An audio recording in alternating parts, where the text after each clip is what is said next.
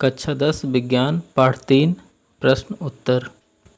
प्रश्न 1, ऐसी धातु का उदाहरण दें जो नंबर 1, कमरे के तापमान पर द्रव होती है, चाकू से आसानी से काटा जा सकता है, ऊष्मा की सबसे अच्छी चालक होती है, ऊष्मा का कुचालक होती है। नंबर 1 का उत्तर है पारा। कमरे के तापमान पर द्रव होती है वो है पारा।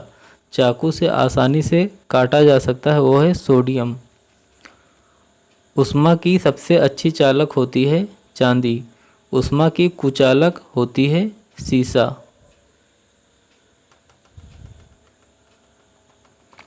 प्रश्न,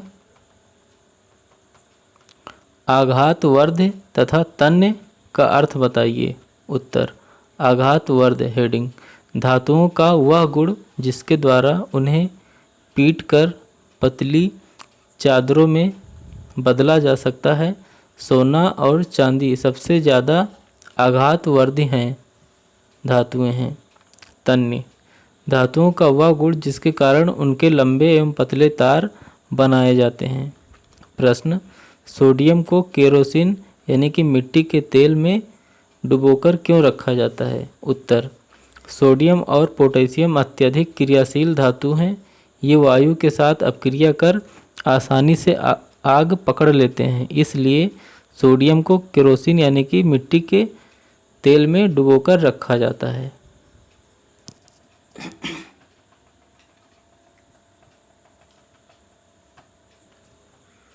प्रश्न, इन अपक्रियाओं के लिए समीकरण लिखें। भाप के साथ आयरन, जल के साथ कैल्शियम तथा पोटेशियम। उत्तर, नंबर 1, भाप के साथ आयरन। यह आपका H2O यानी कि भाप आयरन। यहाँ पे बनता है Fe3O4 + 4H2। दूसरा, कैल्शियम भाप, यहाँ पे बनता है कैल्शियम हाइड्रोक्साइड COH का whole twice plus H2। Potassium के साथ 2K + 2H2O = 2KOH 2KOH + H2। Potassium जल, पोटेशियम हाइड्रोक्साइड और हाइड्रोजन गैस।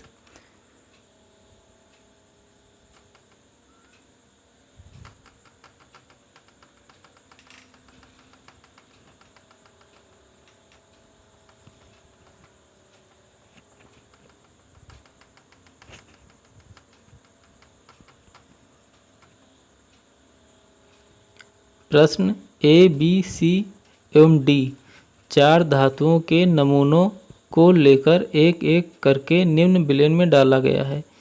इससे प्राप्त परिणाम को निम्न प्रकार से सारणीबद्ध किया गया है। आयरन सल्फेट, ये आपका धातु है A, B, C, D 4 धातु हैं।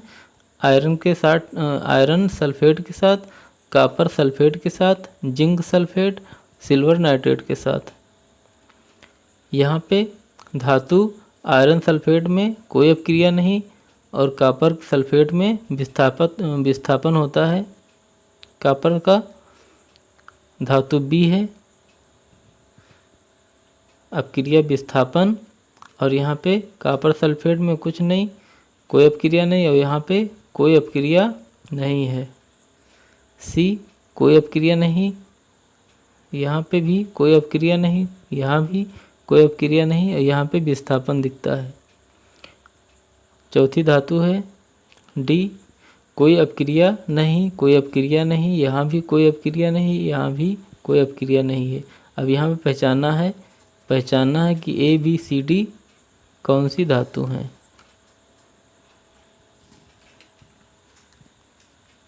नंबर 1, सबसे अधिक अपक्रियाशील धातु कौन सी है।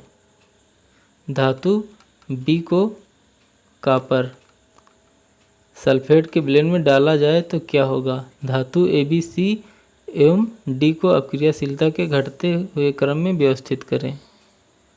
उत्तर इनका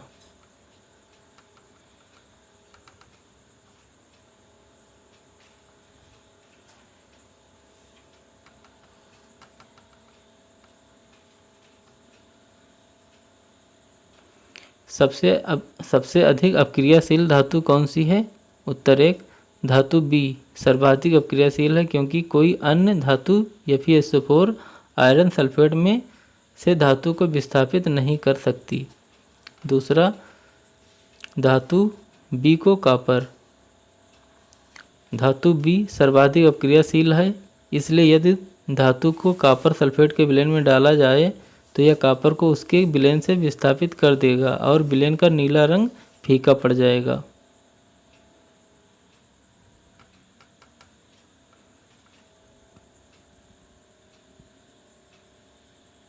तीसरा, धातु ए, बी, सी एवं डी को अपक्रियाशीलता के घटते हुए क्रम में व्यवस्थित करें।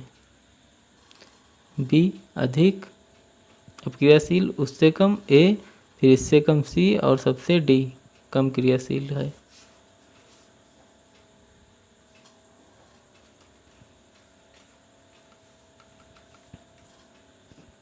प्रश्न,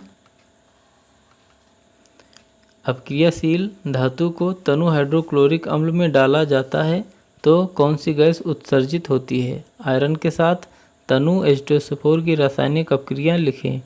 उत्तर, किसी तनु अम्ल से क्रिया करने के बाद कोई धातु हाइड्रोजन गैस उत्पन्न करती है। आयरन, यहाँ पे सल्फ्यूरिक एसिड बनता है Fe4, फेरस सल्फेट और प्लस हाइड्रोजन विस्थापित होता है यहाँ पे।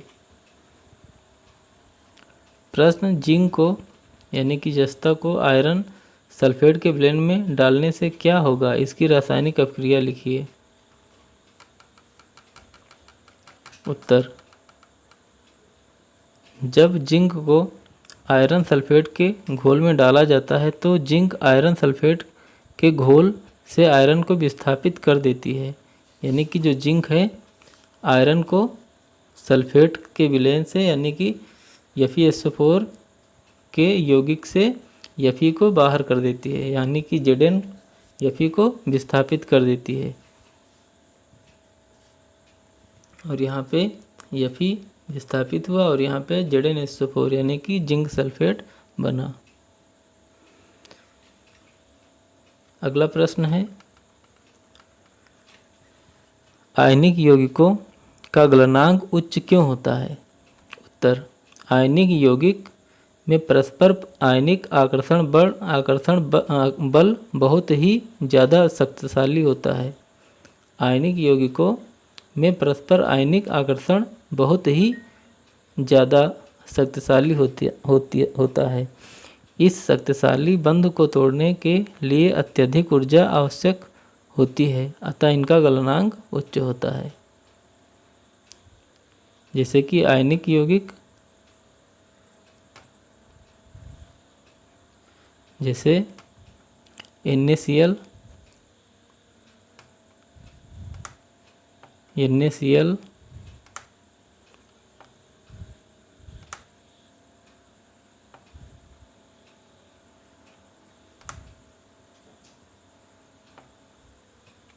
आयनिक यौगिक है।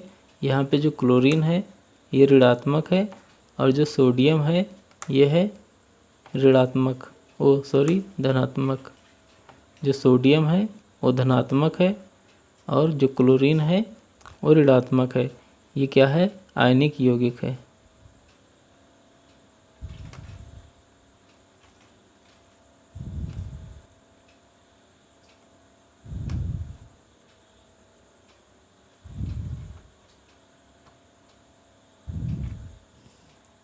प्रश्न, इन पदार्थों की परिभाषा दें।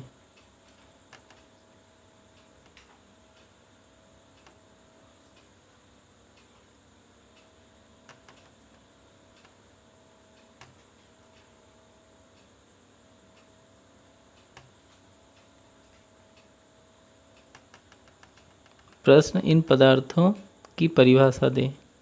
नंबर 1 खनिज, नंबर 2 अयस्क, नंबर 3 गैंग। उत्तर 1 खनिज वे पदार्थ होते हैं जिनमें धातुएं अपने यौगिक के रूप में पाई जाती हैं, उन्हें खनिज कहते हैं। ऐसे खनिज यानी कि अयस्क ऐसे खनिज जिनमें धातुओं का निष्कर्षण अत्यधिक सरल व उपयुक्त होता है अयस्क कहलाते हैं। यानी कि ऐसे खनिज जिनसे धातु आसानी से निकल जाए कम खर्च में, तो अयस्क कहलाता है। पृथ्वी से निकले गए अयस्कों में बहुत सी अशुद्धियाँ होती हैं। इन अशुद्धियों को गैंग कहते हैं। यानी जो भी अशुद्धियाँ हैं उनको गैंग कहते हैं। प्रश्न, दो धातुओं के नाम बताइए जो प्रकृति में स्वतंत्र अवस्था में पाए जाते हैं। उत्तर, सोना और प्लेटिनम। सोना और प्लेटिनम प्रकृति में स्वतंत्र अवस्था में पाए जाते हैं। प्रश्न, धातु को उसके ऑक्साइड से प्राप्त करने के लिए किस रासायनिक प्रक्रिया का प्रयोग किया जाता है। उत्तर, सक्रियता श्रेणी में नीचे स्थित सक्रियता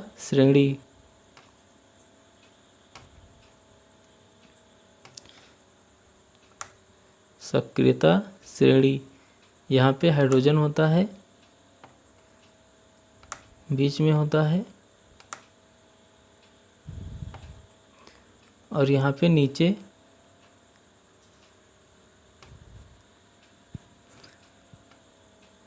सक्रियता श्रेणी में नीचे स्थित धातुओं ऑक्साइडों को गर्म करने से धातु की प्राप्त होती है। यानी कि ऑक्साइडों को गर्म करने से धातु की प्राप्त होती है, लेकिन सक्रियता श्रेणी के मध्य में स्थित धातुओं के ऑक्साइडों को कार्बन के साथ गर्म करके धातु प्राप्त की जाती है। इसे अपचयी क्रिया कहते हैं। प्रश्न, जिंक, मैग्नीशियम एवं कॉपर के धात्विक ऑक्साइड को निम्न धातुओं के साथ गर्म किया गया। धातु है जिंक, मैग्नीशियम और कॉपर। और यहाँ पे है zinc oxide, magnesium oxide, copper oxide. अब यहाँ पे बताना है इसमें किस स्थिति में विस्थापन अपक्रिया घटित होगी। जिंक ऑक्साइड, यहाँ पे जब जिंक को जिंक ऑक्साइड के साथ गर्म किया जाएगा तो यहाँ पे विस्थापन नहीं होएगा।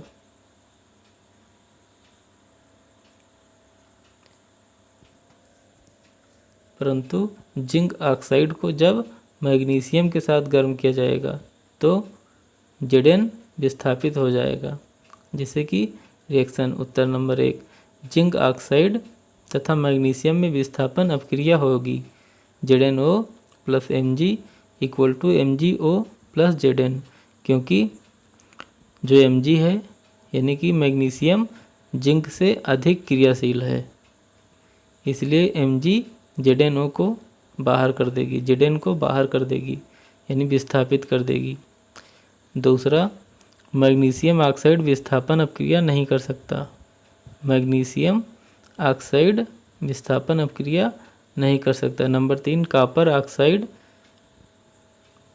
जिंक और मैग्नीशियम के साथ गर्म करने पर विस्थापन अपक्रिया करेगा, क्योंकि कॉपर क्रियाशील। यहाँ पे कॉपर जो है मैग्नीशियम से कम है, और यहाँ पे जो कॉपर है Zn से कॉपर जो है Zn से कम है क्रियाशील। यहाँ पे CuO प्लस Zn, यहाँ पे बनेगा ZnO प्लस Cu। यहाँ पे Zn कॉपर को विस्थापित कर रहा है, मैग्नीशियम यहाँ पे कॉपर को विस्थापित कर रहा है।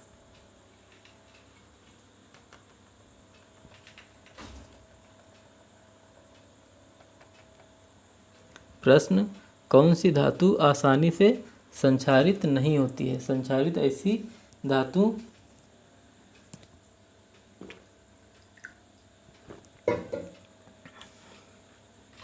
कौन सी धातु आसानी से संक्षारित नहीं होती है, यानी कि जिसमें जंग आसानी से नहीं लगती है, तो कौन सी है। सोना और प्लेटिनम।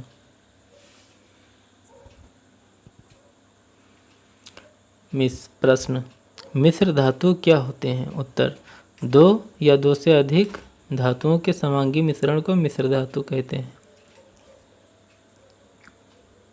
जैसे कि सोडियम और मैग्नीशियम को मिला दिया जाए तो मिश्र धातु हो जाएगा। चांदी और सोना अगर मिश्रण कर दिया जाए तो मिश्र धातु हो जाएगा। अभ्यास के प्रश्नों के उत्तर। प्रश्न, निम्नलिखित में से कौन सा युगल विस्थापन अपक्रिया प्रदर्शित करता है?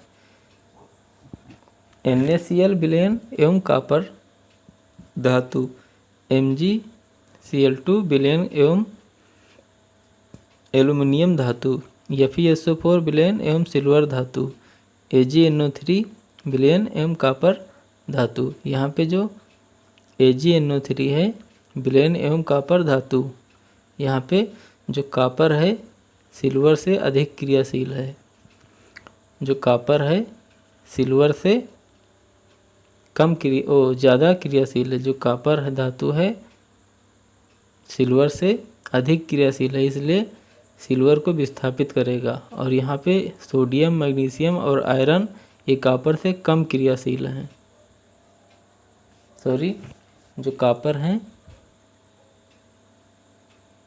जो कॉपर हैं सोडियम से कम क्रियाशील है, और जो एल्युमिनियम है वो मैग्नीशियम से कम क्रियाशील है। जो सिल्वर है, सिल्वर Ag आयरन से कम क्रियाशील है, इसलिए यहाँ पे विस्थापन नहीं होएगा। यहाँ पे हो जाएगा विस्थापन, क्योंकि कॉपर जो धातु है सिल्वर से अधिक क्रियाशील है। प्रश्न, लोहे के फ्राइंग पैन को जंग से बचाने के लिए निम्न में से कौन सी विधि उपयुक्त है? जिंक की परत चढ़ाकर। प्रश्न, कोई धातु ऑक्सीजन के साथ अपक्रिया कर उच्च गलनांक वाला यौगिक निर्मित करती है। यह यौगिक जल में विलेय है। यह तत्व क्या हो सकता है? कैल्शियम, कार्बन, सिलिकॉन, लोहा। पहला इसमें सही है, कैल्शियम सही है।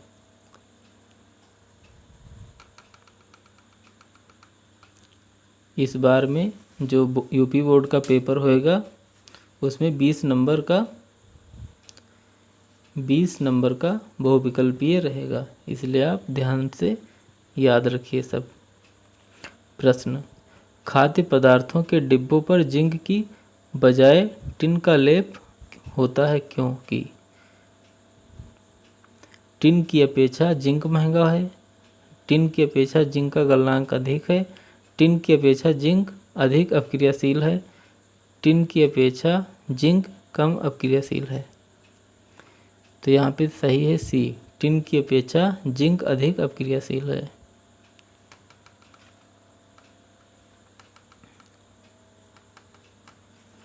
प्रश्न, आपको एक हथौड़ा, बैटरी, बल्ब, तार एवं स्विच दिया गया है। इनका उपयोग कर धातुओं एवं अधातुओं के नमूनों के बीच आप विभेद कैसे कर सकते हैं? धातुओं एवं अधातुओं में विभेदन के लिए इन परीक्षणों की उपयोगिता का अवलोकन करें। उत्तर ए का फर्स्ट। हथौड़े से पीटकर धातु की पतली चादर प्राप्त होती है, जबकि अधातु भंगुर होती हैं, अतः छोटे छोटे टुकड़ों में बिखर जाएगी। यानी कि जो धातु है उसको जो पीटा जाएगा तो चादर बन जाएगी, और जो अधातु है वो भंगुर यानी कि बिखर जाएगी। जैसे चाक होता है, चाक धातु नहीं है, यौगिक है, लेकिन चाक की जैसी वो भंगुर हो जाती है। दूसरा, सभी उपकरणों को दर्शाए गए चित्र के अनुसार जोड़ लें। लिए गए नमूनों को क्लिप्स के बीच में रखें और स्विच ऑन करें। यदि बल्ब जलता है तो नमूना धातु है, क्योंकि धातु विद्युत का सुचालक होता है, और यदि बल्ब नहीं जला तो लिया गया नमूना अधातु है, क्योंकि अधातु विद्युत के कुचालक होते हैं।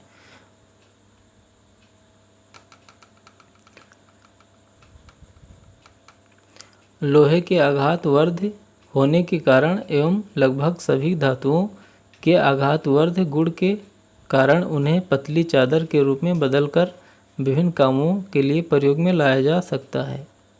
जैसे लोहे का प्रयोग बक्से एवं संदूक बनाने में किया जाता है। धातुएं विद्युत की सुचालक होती हैं। इसी गुण के कारण कॉपर एवं एल्युमिनियम को विद्युत के संचालन के लिए प्रयोग किया जाता है।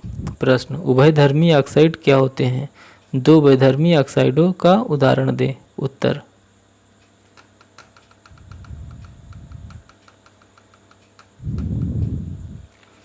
जो धातु ऑक्साइड अम्लीय और क्षारीय दोनों प्रकार के व्यवहार प्रकट करते हैं उन्हें उभयधर्मी ऑक्साइड कहते हैं, जैसे aluminium oxide Al2O3, zinc oxide ZnO।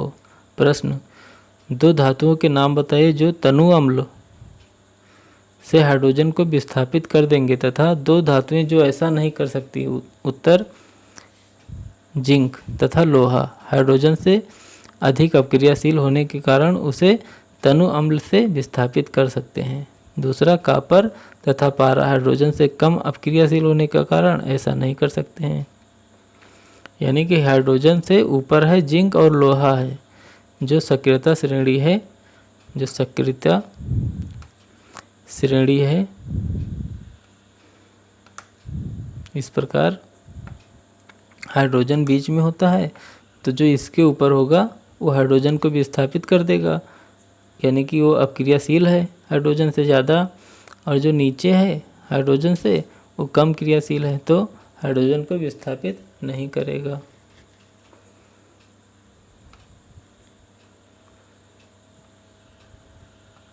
प्रश्न 8, किसी धातु M के विद्युत अपघटनी परिष्करण में आप एनोड, कैथोड एवं विद्युत अपघट किसे बनाएंगे? उत्तर, एनोड धातु M की अशुद्ध मोटी प्लेट, कैथोड धातु M की शुद्ध पतली प्लेट, अपघट्य धातु M का जल में घुलनशील विलयन। प्रश्न,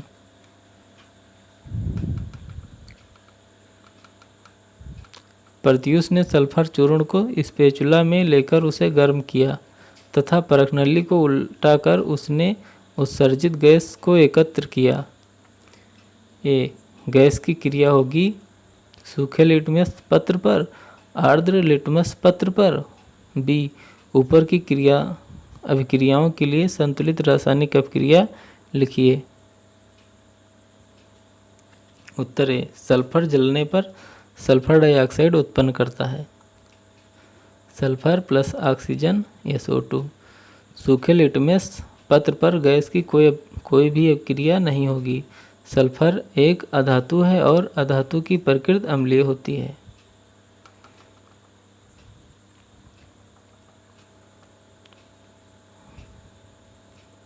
गैस आर्द्र लिटमस पत्र में मौजूद जल के साथ अपक्रिया करके सल्फ्यूरिक अम्ल उत्पन्न करेगी जो लिटमस पत्र का रंग लाल कर देगा। सल्फर डाइऑक्साइड प्लस जल H2SO4 हाइड्रोजन सल्फेट।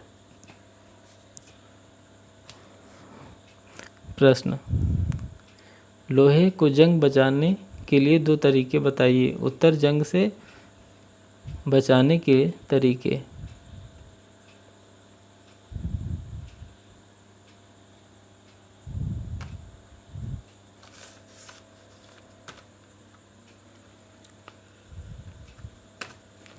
उत्तर, प्रश्न, लोहे को जंग बचाने के लिए दो तरीके बताइए। उत्तर, जंग से बचाने के दो तरीके हैं, तेल या ग्रीस लगाकर, दूसरा पेंट करके। प्रश्न, ऑक्सीजन के साथ संयुक्त होकर अधातु कैसा ऑक्साइड बनाते हैं? उत्तर, अधातुएं ऑक्सीजन से संयोग करके दो प्रकार के ऑक्साइड बनाती हैं, अम्लीय और उदासीन।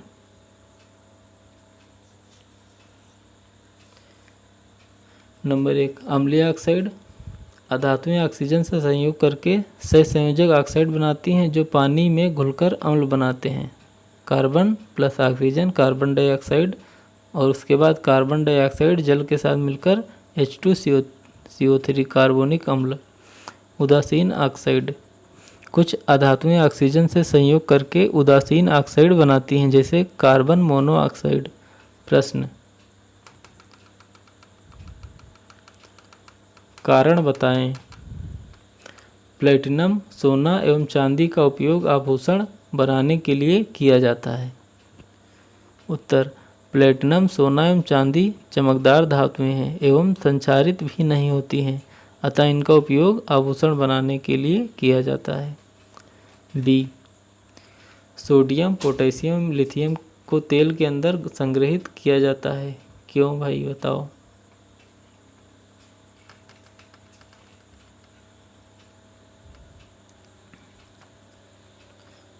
बी सोडियम पोटेशियम लिथियम अत्यधिक अपक्रियाशील हैं। ये ऑक्सीजन के साथ मिलकर ऑक्साइड बनाते हैं तथा जल के संपर्क में आने पर जल जाते हैं, यानी कि जलने लग जाते हैं। इसलिए इन्हें बचाने के लिए तेल में डुबोकर रखा जाता है। किस तेल में? मिट्टी के तेल में, केरोसिन। सी एल्युमिनियम अत्यंत अपक्रियाशील धातु है, फिर भी इसका उपयोग खाना बनाने वाले बर्तन बनाने में किया जाता है। एल्युमिनियम एक शक्तिशाली एवं सस्ता धातु है। एल्युमिनियम के बर्तन आसानी से संक्षारित नहीं होते, अतः यह ऊष्मा के सुचालक हैं।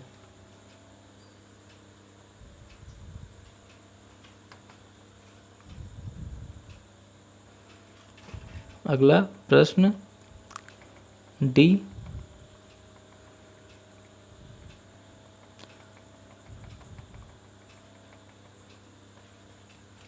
निष्कर्षण प्रक्रम में कार्बोनेट एवं सल्फाइड अयस्क को ऑक्साइड में परिवर्तित किया जाता है। उत्तर, धातुओं को उनके ऑक्साइड से पृथक करना ज़्यादा आसान प्रक्रिया है, अतः निष्कर्षण प्रक्रम में कार्बोनेट एवं सल्फाइड अयस्क को ऑक्साइड में परिवर्तित किया जा सकता है। प्रश्न,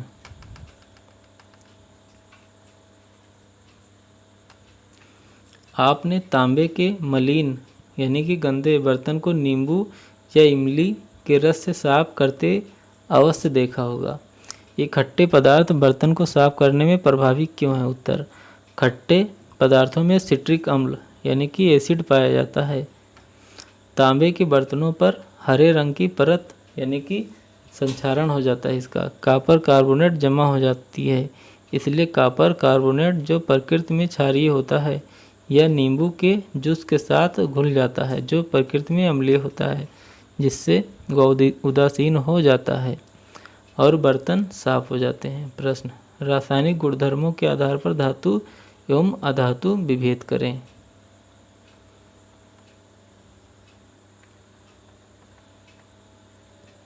उत्तर, धातु के रासायनिक गुणधर्म। नंबर 1, धातुएं क्षारकीय ऑक्साइड बनाती हैं। दूसरा, धातु अपचायक होती हैं। तीसरा, धातुएं जल से हाइड्रोजन को विस्थापित कर देती हैं। अधातु के रासायनिक गुण। नंबर 1, अधातुएं अम्लीय या उदासीन ऑक्साइड बनाती हैं। अधातु उपचायक होती हैं। अधातुएं जल से हाइड्रोजन को विस्थापित नहीं कर पाती हैं। प्रश्न,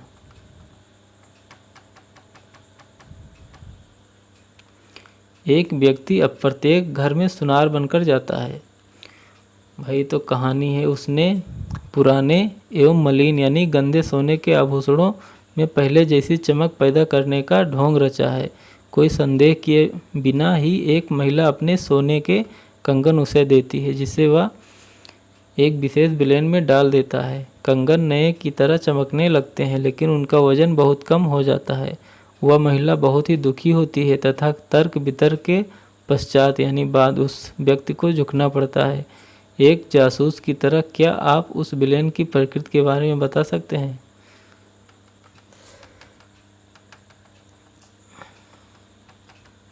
उत्तर, सुनार द्वारा प्रयोग किया गया विलेन एक्वा रिजिया है। एक्वा रिजिया, जिसे अम्ल राजा भी कहते हैं, एक लैटिन का शब्द है जिसका मतलब है रॉयल वाटर, अम्लराज। इसमें तनु हाइड्रोक्लोरिक अम्ल यानी HCl एवं नाइट्रिक अम्ल HNO3 3 और 1 के अनुपात में होता है। एक्वा रिजिया सोना और प्लेटिनम को घोलने में समृद्ध है, इसलिए महिला के कंगन का भार कम हो जाता है। प्रश्न, गर्म जल का टैंक बनाने में तांबे का प्रयोग होता है, परंतु इस्पात यानी स्टील, लोहे का मिश्र धातु का नहीं। इसका कारण बताएं। उत्तर, कॉपर ऊष्मा का अच्छा सुचालक है और यह गर्म जल के साथ अपक्रिया नहीं करता है। इसके विपरीत आयरन गर्म जल के साथ अपक्रिया करता है, इसलिए यहाँ पे रिएक्शन बनता है 3Fe + 4H2O = Fe3O4 plus 4H2